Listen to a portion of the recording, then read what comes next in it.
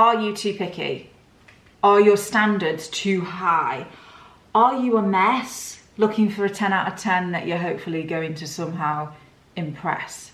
My name's Abby Blaze and I'm a matchmaker and dating coach, and today we are going to talk about pickiness and the signs that you might be a little bit too picky. So let's get straight to it. The first sign that you might be too picky is that your friends have told you so. And when I say friends, I mean good friends, not just some random person said it to you who doesn't know anything about you. I'm talking about those people that actually genuinely care and have your best interests at heart. If it's one person, then maybe they're being a bit harsh, but if you've heard it many times over, chances are that your standards are quite high. And what I want you to do is to ask them specifically what they mean, and rather than coming at it from a sort of defensive angle, I want you to take on board their comments and have a think about what you can actually be doing moving forward. The second possible sign that you might be a little bit picky is that you have a really strong fear of settling or getting into the wrong relationship.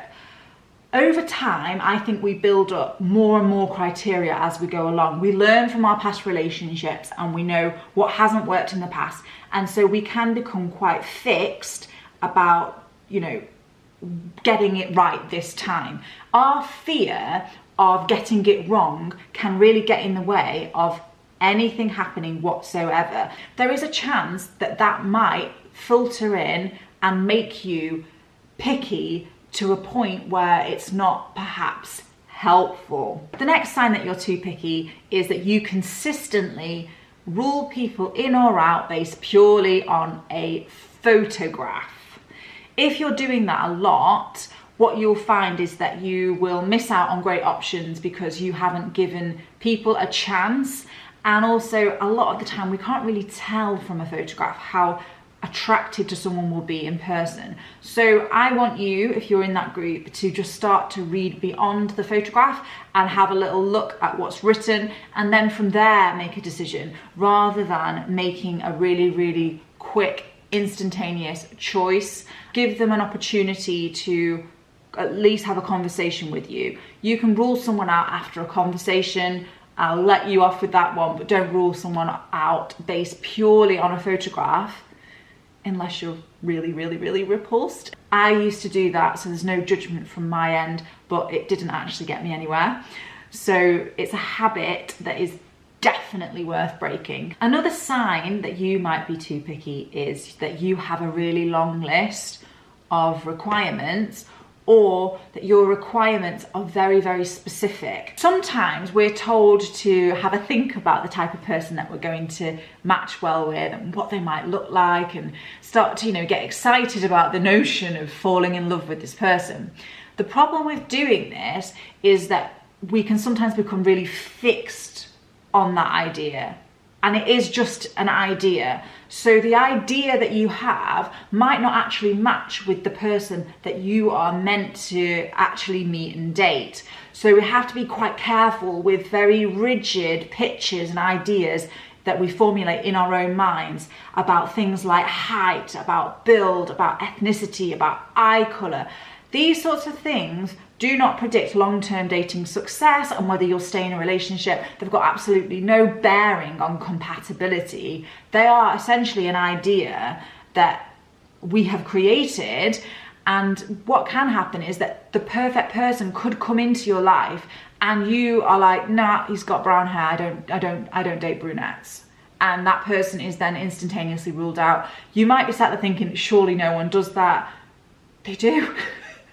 If you're sat there thinking, oh gosh, I definitely think I'm a little bit too picky, I'm not really matching with anyone, I've been told by my friends that I'm too picky, I've got a really long list of requirements, I've got visions of this person, and if someone doesn't fit my vision, I rule them out immediately.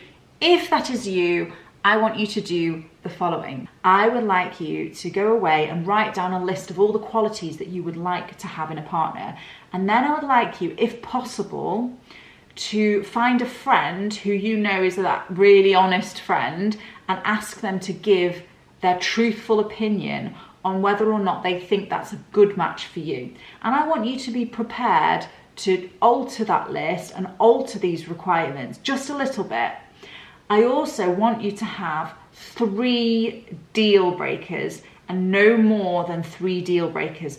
And beyond that, I want you to be willing to negotiate on at least meeting people that don't quite tick all of your boxes.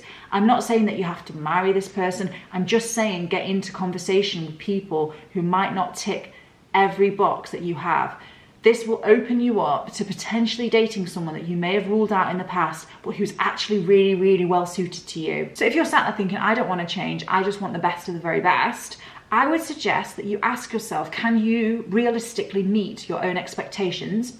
And I would also love it if you could ask yourself, does this person exist in the real world? And if this person, this perfect person that you have created in your mind, this ideal partner, does exist in the world, then why aren't you dating them?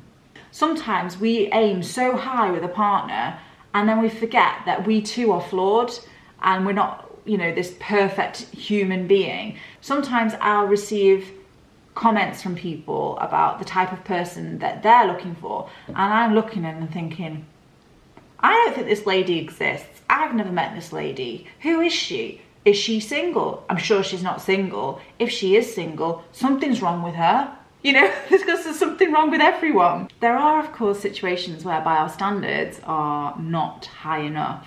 We should have super high standards about things like how a person treats us, how a person treats other people, how a person makes us feel, whether or not someone is abusive towards us or not. If someone is swearing at you, putting you down, making you feel awful, then you need to raise those standards, not lower them. If your family and your friends are all telling you that you're too picky, there is a possibility that you're too picky.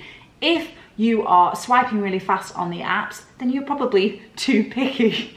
If you have a really, really fixed idea about what this person's going to look like, how tall they are, how slim they are, all external qualities, then you probably are too picky. If you think you are too picky, have 3 deal breakers only and start to open up to the idea of at least speaking to people who might not tick all of your boxes. And also ask yourself, can I meet my own expectations? And be picky about how people treat you and how people make you feel. Listen to those warning signs if they are there. If you've enjoyed this video, please don't forget to like, comment and subscribe. Let me know what your deal breakers are. I'm very, very, very interested in this one. If you're interested in any one-on-one dating coaching, you can just head on over to my website. And you can also follow me on social media at Abby Blaze. Thank you very much. Bye-bye.